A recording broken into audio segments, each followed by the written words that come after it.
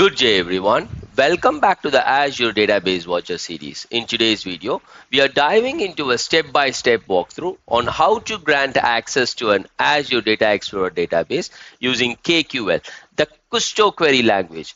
We will also grant access to an event house database in Microsoft Fabric. Whether you're managing a secure analytics environment or just getting started with the Azure Data Explorer and Event House database, understanding how to control access with precision is absolutely essential. I will guide you through every step from understanding role assignments to writing the actual KQL commands that ensure only the right users have access to your data. So, if you are ready to level up your Azure skills, you are in the right place. And hey, if you find this video helpful, don't forget to give it a like, subscribe to the channel for more deep dive content like this, and hit the bell icon so you never miss an update. Let's get started. So right now I'm in the Database Watcher resource. Yeah. If you look at the data store here, what I'm basically seeing here is like I'm in an Azure Data Explorer cluster here. Yeah. So this particular database watcher is utilizing this particular Azure Data Explorer. I also have another database watcher which basically utilizes the Event House database in Microsoft Fabric. What we'll do now is like we will go to the Azure Data Explorer cluster and then provide access to logins or the user who is trying to access the access this Azure Data Explorer cluster to query the data from there. Let's go to the Azure Data Explorer here. Yeah. So right now I'm on the Azure Data Explorer cluster. Let's go to the database first and then look at the database name. So this is the database name. Yeah. Now what I'll do is like, let's go to the query here. And then what I'm going to do is like, I'm going to provide access to this particular application. I will provide you more details, but before that, if you see here, this is the database name. Yeah.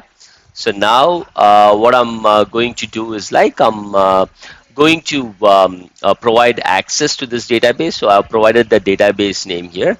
Yeah. So the app, what I need to do is like go to the database watcher and go to the identity, and then you need to copy this object ID or principal ID, and then you need to put that here.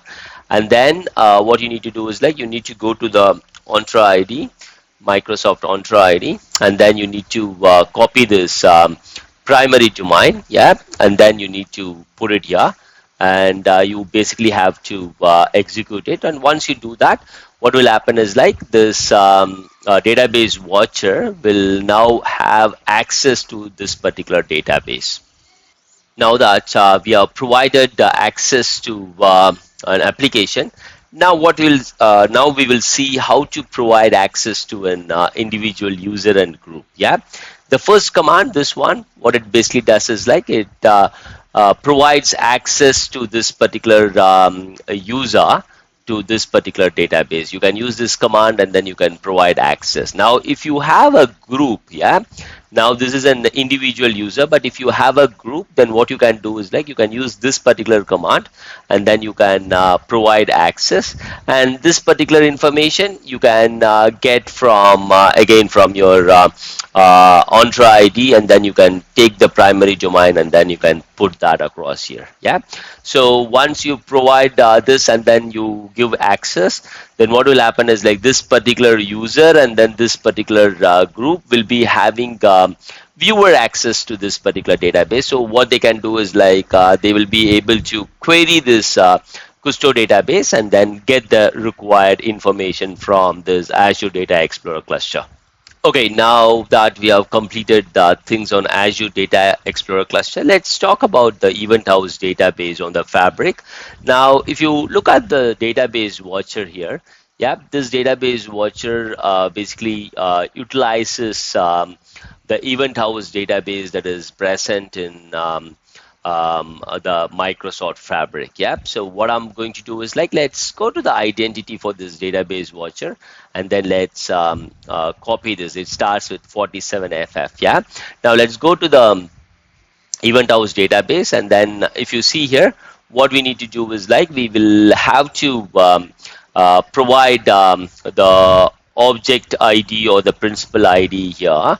Yeah, and then what you need to do is like you need to go to your Entra ID and then get the primary domain and then provide it here.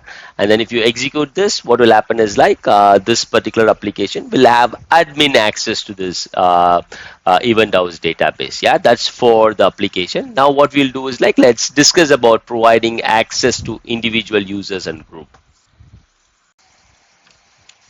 Now, if you see here, for providing individual access, I'm going to provide read access, that is viewer access.